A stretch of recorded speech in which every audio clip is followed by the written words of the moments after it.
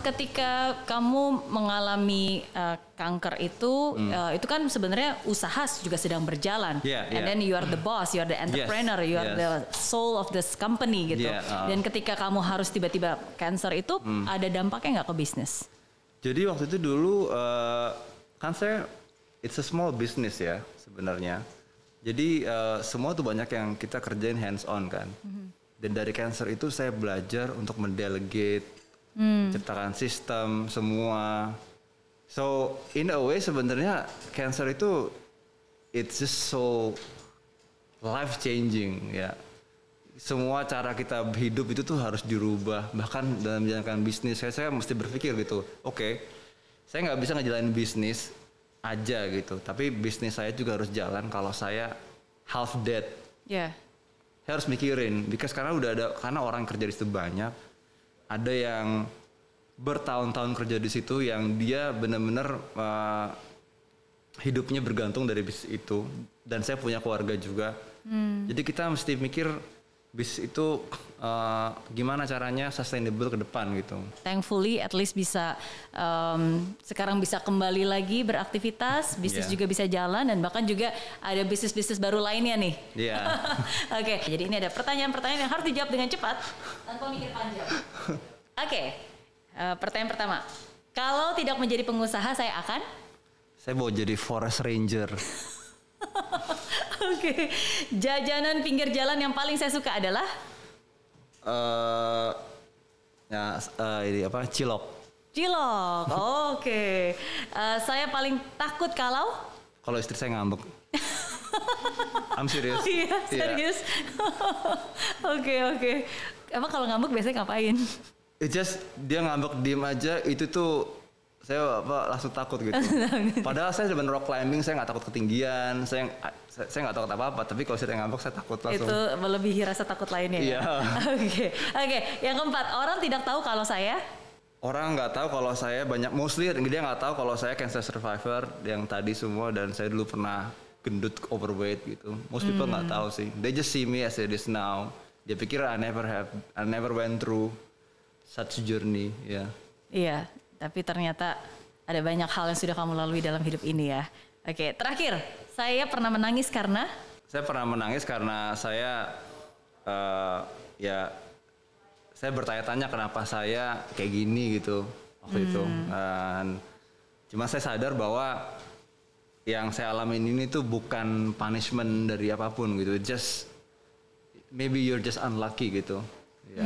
Yes, that's a very valid point. Menurut saya itu penting banget ya, karena sometimes kadang-kadang ketika kita mengalami sesuatu yang tidak enak, sesuatu yang terlihat musibah, seringkali kita menyalahkan Tuhan dan bahkan kita merasa bahwa wow ini hukuman nih, there's something wrong gitu. Tapi justru menurut saya belajar dari yang kamu sharing tadi, ya sometimes bukannya Tuhan yang tidak adil, tapi mungkin hati kita aja yang terlalu kerdil, terlalu kecil gitu. Kita nggak mengerti sebenarnya ada makna di balik semua ini, gitu. Tapi hanya yang mengalami yang akan mengetahui apa makna sesungguhnya di balik semua musibah. Tapi kamu pernah nggak sih merasa diremehkan orang? Kalau diremehkan pasti ya, terutama waktu itu kan saya dari kerja di perbankan, saya switch loncat jadi pelajar sablon, itu banyak sekali yang meremehkan sih. Karena Mama juga nggak setuju kan waktu itu? Dulu awalnya skeptical sekali lah, kamu ngapain sih gitu, kenapa nggak yuk coba cari lagi di industri yang sama gitu. Sangat skeptical sekali sih. Dan saya waktu itu justru saya kayak digituin, saya tiba-tiba orangnya di challenge, itu saya malah jadi ingin membuktikan gitu. Dan akhirnya benar, saya menjalin bisnis itu, saya jalanin, dan at one point ya I probably earn more than if I ever have to work in a bank gitu jadinya. Dan saya buktiin gitu, saya bisa. So sometimes pekerjaan itu nggak cuma masalah prestis aja gitu ya. Tapi ada passion juga di situ. Kalau berbicara tentang tadi kan kamu bilang tentang income ya, earning. Masih ingat nggak sih ketika kamu berhasil mendapatkan penghasilan yang besar, itu barang mahal apa yang pertama kali kamu beli waktu itu? Something yang saya nggak bisa nggak bisa yang paling tergoda itu gadget. Oh iya. Iya. Oke. Ya, saya udah hampir pasti tiap tahun Upgrade handphone, gadget. Yang 7 ke 8 ke 9 ke 10 ke 20 ke 21. Oke. Oke. Nah, kalau satu hal yang selalu menguatkan kamu untuk selalu bangkit lagi, coba lagi, usaha lagi.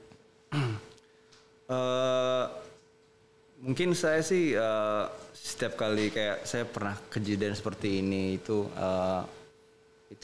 saya ingat lagi bahwa jadi maksudnya kalau saya ketemu masalah lagi, saya ketemu masalah sekarang gitu, saya flashback, saya looking back in hindsight gitu.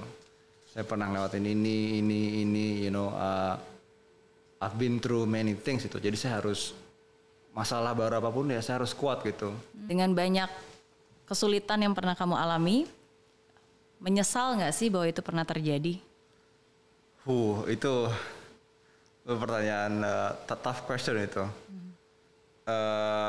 Ya kadang kan kita mikir ya, saya baru demen olahraga, banyak batasan olahraga yang saya nggak boleh lakukan. Tapi akhirnya saya berpikir ya, kalau itu nggak terjadi semua sama saya, mungkin saya yang sekarang ini itu tidak akan ada gitu.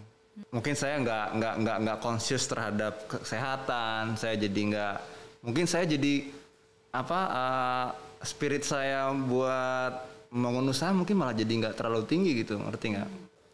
Ibarat seperti kita diuji dengan uang cash gitu, ya langsung, ini kayak gini nih kalau kamu kayak gini gitu, udah ya mulai per hari ini kamu berubah ya gitu, dan ini berubahnya demi buat jangka yang lebih panjang ya. Jadi kalau pertanyaan menyesal apa tidak, saya jawab dengan tegas tidak.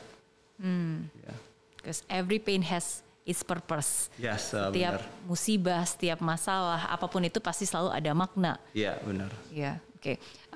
Terakhir, karena banyak pasti yang mendengar calon-calon entrepreneur yang juga mungkin sekarang adalah seorang pengusaha, apa nih tips membangun usaha ala Brian? Kalau tips saya membangun usaha itu, yang pertama kita juga harus mengetahui passion kita apa ya. Jadi kita tidak hanya ngikutin trennya aja. Ya, semua orang ngikut sama, kamu akan ketemu kompetisi yang banyak juga gitu. Dan kita jangan pernah takut sama yang namanya, ini kayaknya susah ya, bangun ini kayaknya ribet banget ya gitu. Karena mesti tahu ya, sesuatu yang ribet itu gak banyak orang mau lakuin. Yeah. Dan kalau kita bisa ngelewatin keribetan itu, kita bakalan dibutuhin orang jadinya gitu. Karena sebenarnya salah satu kunci usaha yang sukses kan kita bisa memecahkan masalah gitu. Ya.